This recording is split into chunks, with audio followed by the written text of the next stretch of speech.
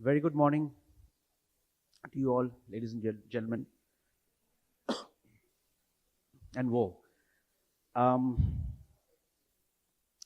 don't recall in recent memory of a program which has actually generated so much interest, so much anticipation. And why not? Because this is the first major business conclave with the newly elected government of West Bengal. And I'm very sorry that, a lot of you are standing. We are getting the chairs arranged. Please be a little bit patient with us. We are, trying our best. And thank you everyone, from our honorable speakers to our guests, for your overwhelming support, good wishes. We are indeed grateful that, you could all be here today, this morning, for this very important session. As India advances towards the vision of Viksit Bharat, we firmly believe, we know for a fact that a strong and prosperous Bengal will be at the heart of this transformation and at the heart of this journey. At the outset, I would also place on record our gratitude to the Honorable Finance Minister of Bengal, Dr. Swapan Dasgupta, for having been the patron of this conclave, and he being a part of our Delhi Council, which is our Delhi-based think tank for all our work in the National Capital Region, for having sort of enabled us to dream about this and make it happen today.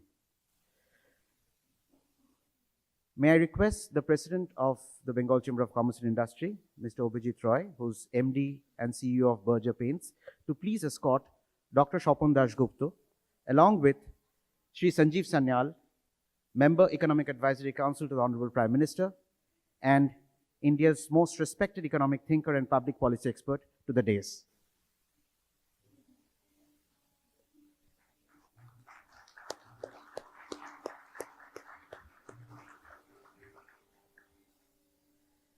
May I request the President, Mr. Abhijit Roy, and Mr. Debe Mukherjee, Chairperson of the Delhi Council and former President BCC&I, to kindly escort Shri Taposh Rai, Honorable Minister, Department of Industry, Commerce and Enterprises, Department of Public Enterprises and Industrial Reconstruction, and Department of Non-Conventional and Renewable Energy Sources, to the dais. Also, sirs, if you would please escort Shri Leander Pace, who's amongst us in a different avatar today, to the dais.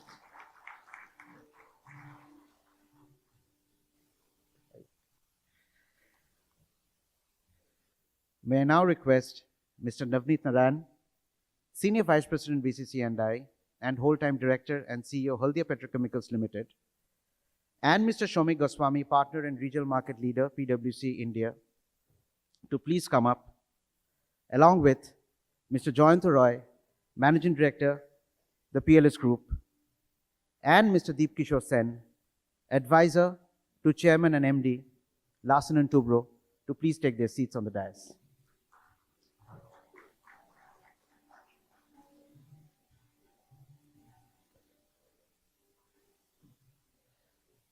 Before we proceed, today's program will be coordinated and emceed by, along with me, my colleague Angana, who's at the other end of the dais, and by Mr. Debe Mukherjee, former President BCC&I, who will be taking over shortly. But before we come to that and before we commence the conclave formally, I have two very special tasks to perform. First, our speakers have in front of them on the table a comprehensive 11-volume recommendation series which the Bengal Chamber of Commerce and Industry has painstakingly been preparing for the last couple of months after consulting extensively with industry stakeholders and sectoral experts. on rejuvenating West Bengal towards reducing the growth gap between Purbo and Paschim Bharat, which is also the theme of today's conclave, and about which Sri Sanjeev Sanyal has written extensively in his columns. This, I would say, this series of publications covers industrial resurgence, which is one of the 4 pillars. Industrial resurgence covers the central government schemes that Bengal can adopt, how do you integrate MSMEs into defense manufacturing, because we believe that Bengal can be the next big defense hub of the country. It also covers incentive schemes and the pathway towards greater investments. The second pillar is urban development, whereby we are promoting and we are projecting Haldia as a chemical hub, and why not develop Haldia and Kolkata as twin cities. We are also trying to reimagine West Bengal as a tech powerhouse. The third pillar is infrastructure for new age industry. We have covered clean energy, how you can sort of go forward towards open access, solar integration. Inland waterways in West Bengal, how do you decongest our highways and our use our river network more extensively. In fact, in the Honorable FM's speech, we already heard about RoRo service being initiated very soon in the Garden Reach area. And the final pillar is rural economy. Agri-horti export facilitation, agroclimatic-led rural transformation, and rejuvenating Bengal fisheries, in all 3 of which there's huge scope and huge work to be done simultaneously. Copies of these recommendations have been placed before our speakers, I have said before, and we have also been sharing this with the departments of the state government. We shall also be shortly making this public through our website. I come to our next announcement. This is indeed very, very special. But as we commence, if we have Ms. Nandini Basu, Vice President Corporate Communications of ITC Limited. Yes, there you are, Nandini. If you can please join me at the lectern, because this is something that Bengal Chamber and ITC Limited has been taking up, just focused on creating a brand, a global brand for Bengal. We call this Bengal Soulfully Yours. And we shall today, in a few moments, release a coffee table book to commemorate our initiative and on this very special occasion. Bengal Soulfully Yours is an initiative of ITC Limited with BCC&I and has been conceived with a singular vision to present Bengal to the world in its truest essence.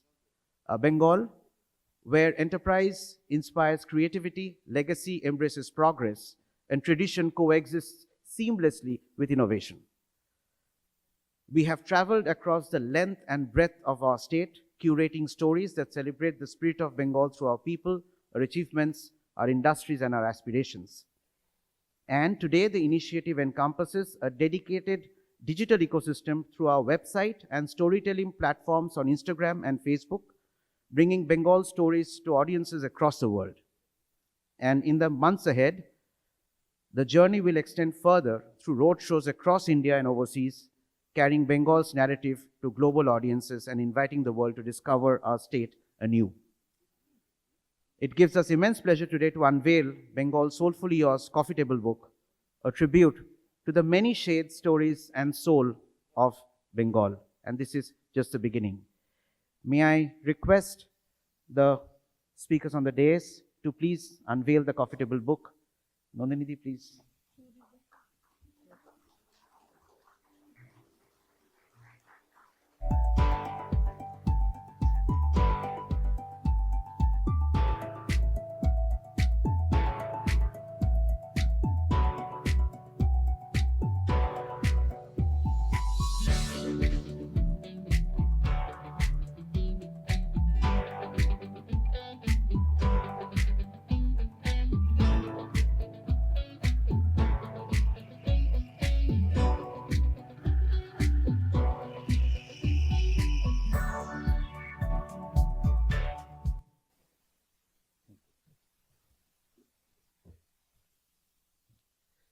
Thank you very much.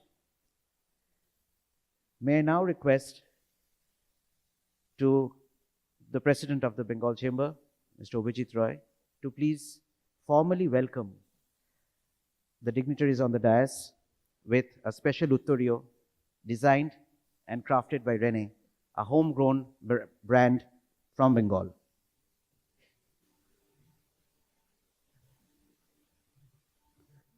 To Sri Sanjeev Sanyal,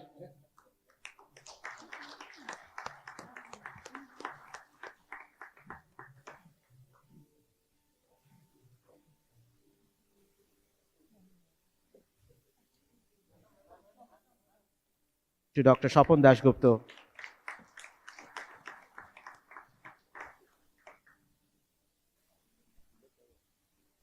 to Sri Taposh Rai,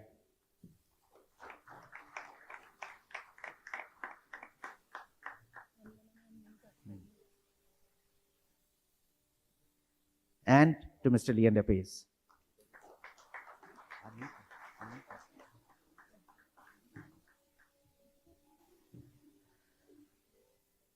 Thank you. With that, we will move on to the more official proceedings.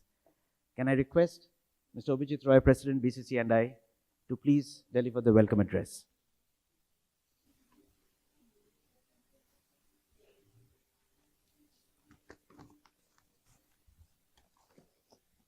There are some seats here. Some of you are standing, it's very embarrassing to keep the seats open here because we are all on stage. Why don't you come and sit down, please? There are enough seats here in the front. Some of you, please, you can sit here.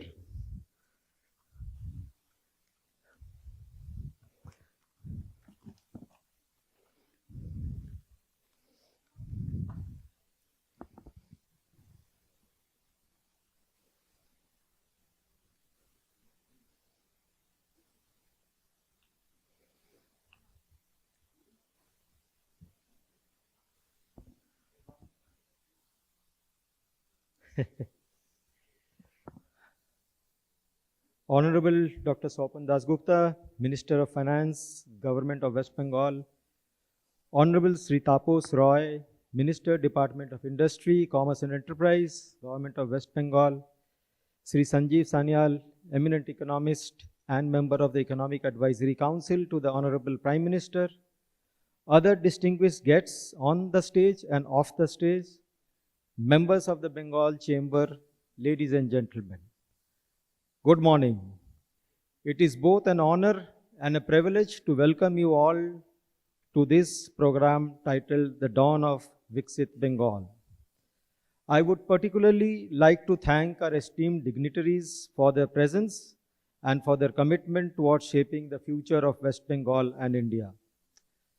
The vision of Viksit Bharat 2047 is perhaps the most ambitious national development agenda undertaken since independence. It seeks to transform India into a developed nation by the centenary year of our freedom. However, this national vision cannot be achieved unless every major state contributes to the journey. Bengal, with its rich legacy of enterprise, innovation, intellectual capital, and entrepreneurship, is uniquely positioned to be one of the key engines powering India's growth story. In that context, I firmly believe that Viksit Bharat can only become a reality when we have a Viksit Bengal. For decades, economic growth, industrialization, and infrastructure development in India have largely been concentrated in the western and southern part of India. UP, Assam, and Orissa have of late been rising rapidly. West Bengal has lagged behind, but things are changing and changing rapidly. We are encouraged by the renewed focus being placed on the development of West Bengal. 34 years of left rule, followed by 15 years of TMC rule, largely was an adversarial relationship between the center and the state. We see now the same party ruling both the center and the state, as they call, now we have a double engine Sarkar. So we have great expectations as well from this government. We are privileged to have on the stage with us today leaders who are going to shape this agenda going forward. The Honorable Finance Minister, who will steer fiscal priorities that create the foundation for growth. The Honorable Industry Minister, who will drive industrial development and investment promotion. We are also honored to have with us today on this dais Dr. Sanjeev Sanyal, whose insights on economic transformation, competitiveness, and long-term development have influenced national policy discussions. I would like to acknowledge an important thought that Sri Sanjeev Sanyal had shared during one of his earlier interactions at the Bengal Chamber. He had spoken about the tremendous potential of developing Kolkata's waterfront. Cities around the world have transformed their riverfronts into vibrant economic, cultural, and recreational hubs that attract investment, tourism, and talent. Kolkata is blessed with one of the most iconic riverfronts in the country. A thoughtfully planned waterfront development can rejuvenate the city, improve quality of life, and make Kolkata more attractive to the younger generation, entrepreneurs, innovators, and global investors. Such transformative projects can redefine the image of the city for the next generation. The budget announced by our Honorable Finance Minister recently had a slew of measures to improve infrastructure, education, health, and industry. The announcement of the Chingrihata New Town Elevated Corridor and the new Kalyani Airport has the potential of transforming the urban and commercial landscape of Kolkata. Metro railway projects that remained delayed for many years are now progressing with renewed momentum. However, infrastructure alone cannot unlock Bengal's full potential. To attract large-scale investments into industry and create jobs and accelerate industrial growth, investors need confidence. And most importantly, they need predictability and they need assurance. The business community looks forward to a robust framework built on two fundamental pillars. First, the rule of law should prevail and not the law of the rulers, as our Honorable Chief Minister Sri Adhikari said a few days earlier. And second, a progressive and stable industrial policy comparable to what we see in states such as Gujarat, Maharashtra, Uttar Pradesh, Odisha, Assam, and several other high-growth states. West Bengal possesses several inherent strengths. A strategic geographical location connecting South Asia and Southeast Asia, a large and skilled workforce, strong educational institutions, a vibrant MSME sector, a robust agricultural base, and an increasingly diversified industrial landscape. The challenge before us is to transform these strengths into accelerated and inclusive economic growth. Industry has a vital role to play in this transformation. As a company deeply rooted in Bengal, Berger Paints, which I represent, understands this responsibility. Our corporate headquarters has been in Kolkata for decades, and Bengal has been central to our growth journey. In fact, there were 4 paint companies headquartered in Kolkata: Jensen Nicholson, Shalimar, ICI Paints, now AkzoNobel, and Berger. 3 of them went away, saying that this atmosphere in Kolkata or West Bengal is not good enough. We stayed back. And Shalimar Paints is about 700 crores today. All of these were bigger than us in size. Jensen Nicholson has collapsed. AkzoNobel, they are the world's second largest company. They are about 3,500 crores, 1/3 our size. We are about 12,000 crores today, second largest in India, 4th largest in Asia, and the 14th largest in the world. We continue to have our head office here, 4 factories in West Bengal, and the 5th one we are thinking of putting up here in this state again. I am confident that many other companies, both domestic and international, are evaluating similar opportunities.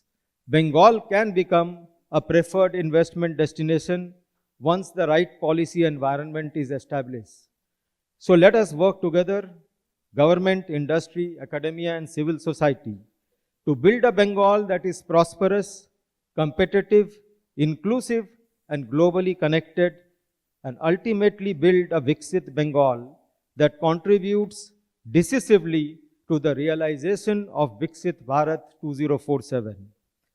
The Bengal Chamber, as India's oldest chamber of commerce, has always believed that economic progress is best achieved through dialogue and collaboration. Today's conference is intended to be exactly that, a platform where policymakers, businesses, economists, and stakeholders can collectively explore how Bengal can accelerate its journey towards becoming a leading contributor to India's developing economy aspirations. On behalf of the Bengal Chamber of Commerce and Industry, I thank all our distinguished speakers and participants for joining us today. I wish the conference great success and look forward to a stimulating and productive exchange of ideas. Thank you.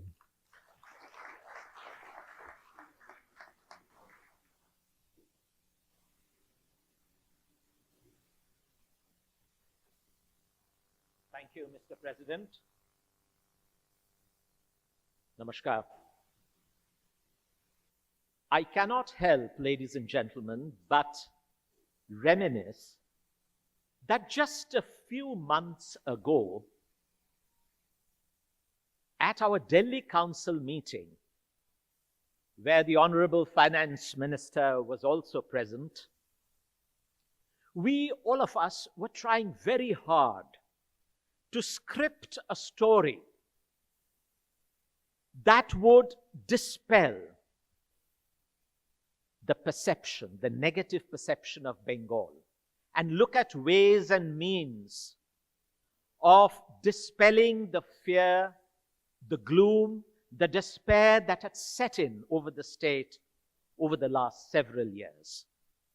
We were not that optimistic at that point in time. But lo and behold, the people, we are here now, the people have spoken. They have given their mandate.